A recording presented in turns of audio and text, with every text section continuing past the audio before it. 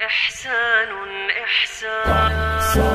شعارنا الإحسان ليكمل الإيمان.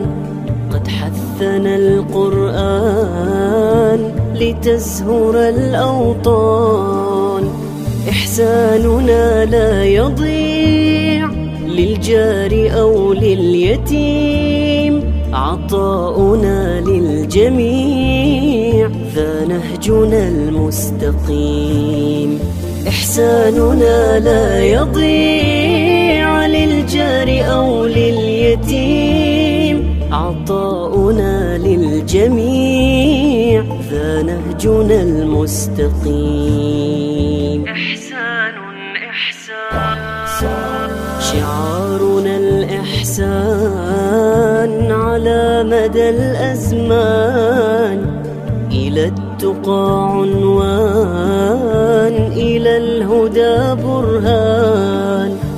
إحساننا للفقير للأهل والوالدين. خلق عظيم كبير في الجيد فرض ودين. إحساننا للفقير للأهل والوالدين. خلق عظيم كبير في الجيد فرض ودين. إحسان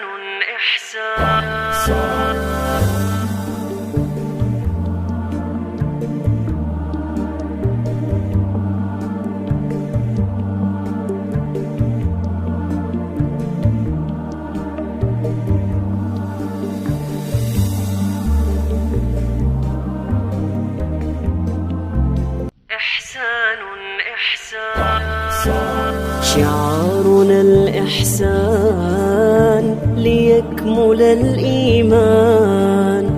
قد حثنا القرآن.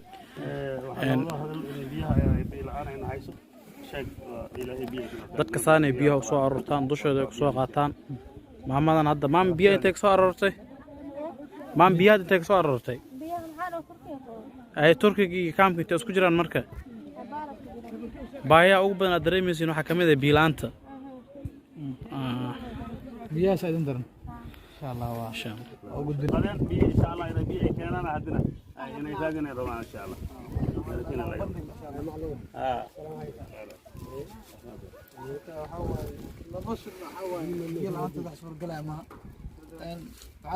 hadda ayagtan arkaysaan waa 20 oo la rabo in biyaha lagu doono. waana masaafo fog weeyaan. meesha marka hore kaamiradan ka soo bilownay ay biyaha ka qaadan jireen, laakiin hadda xaaladdu waa aroor jeedin. biyaha xagee xaaladdan biyaha la farxamay ما تعرف زيادة.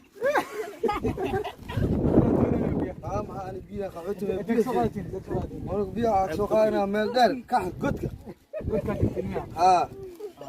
قدك صارنا بيلانا نواس بقول قرمان كقول تبغى هل بلنا قول أنت كورس بس كدورنا ما سلام فيها كرم مسيرش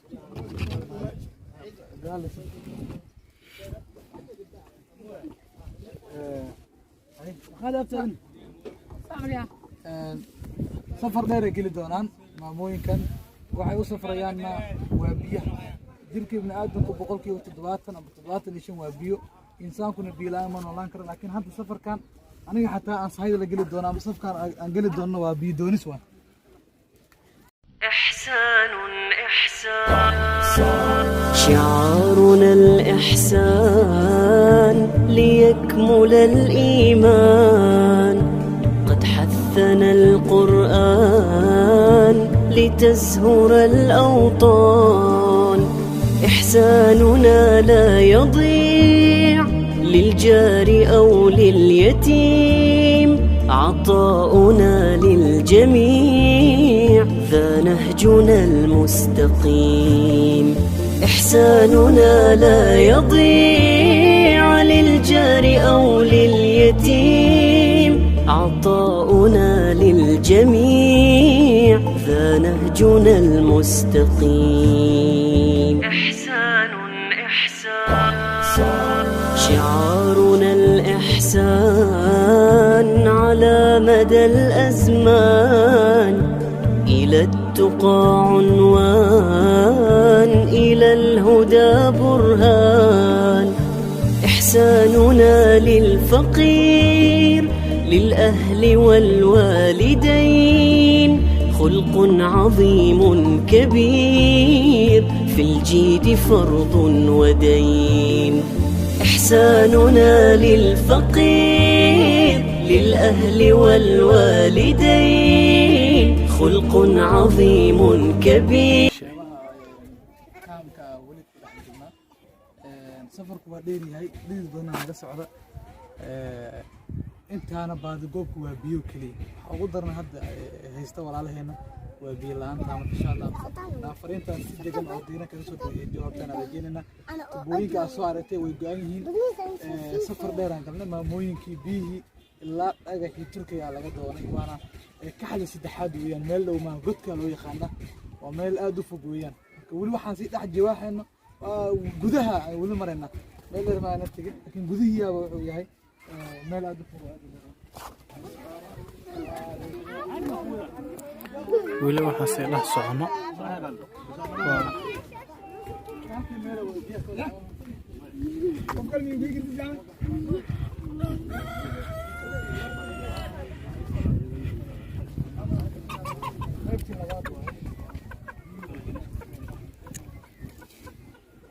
هذا برا ودي مسمار هذا العباية صوت العباية انت في على في درج هذا البوي نجح ولي كم كده حجنا انا خدت اللبات وديها سفر كان ودنا ساعه بدنا قاعد تصير الدنيا بحر وانتو كليا مرنا ولي حقنا داوشدا يعني walaalaha biyaha insha Allah loo soo furo qofkii wuxuu tari kara biyaha soo furo kara insha Allah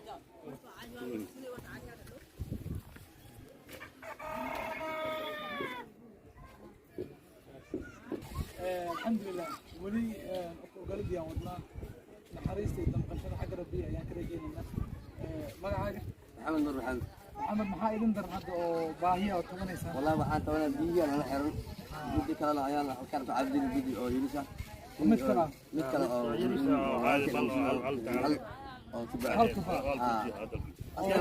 dhanka dhixay saddex bilood cabeeni qaar la hasiyo hadda muslimiinta waxaan codsanayna in si degdeg ah walaalaheena muslimiinta oo biyo soo gaaraan si masaakiin biyo biyo saacidan barno biyo mustaqbalka hadda meesha ugu dhow oo biyo ka doonata kaankii horaan soo marnay oo aan raacnay qaarkood ilaa ka xay saddexaad dadka la tagay muslimiinta xagga meesha simanna dhamaantan meesha biyo ka doontii maxamed waxaan ka baaqayaa in si gargaar degdeg ah in loo soo gaaraan biyaha وجعلنا من الماء كل شيء حينا فلا يؤمنون for example labaad waxay qabata ma biyo waan la xirtay sida kala dadkii musqulaha oo baahiyin bayo oo baahiyin musqulaha aad iyo biyaha oo dhibaat ka qaad waxaan gaarsiinayna gargaarka agoonta ama mid waa maqlaysa baaq walaalaha ku soo joogta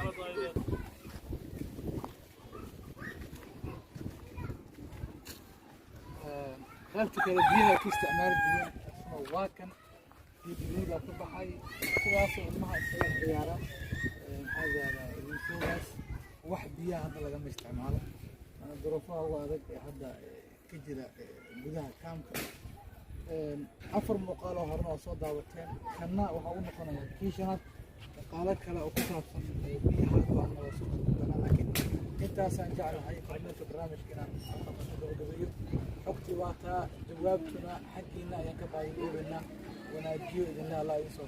السلام عليكم ورحمة الله وبركاته.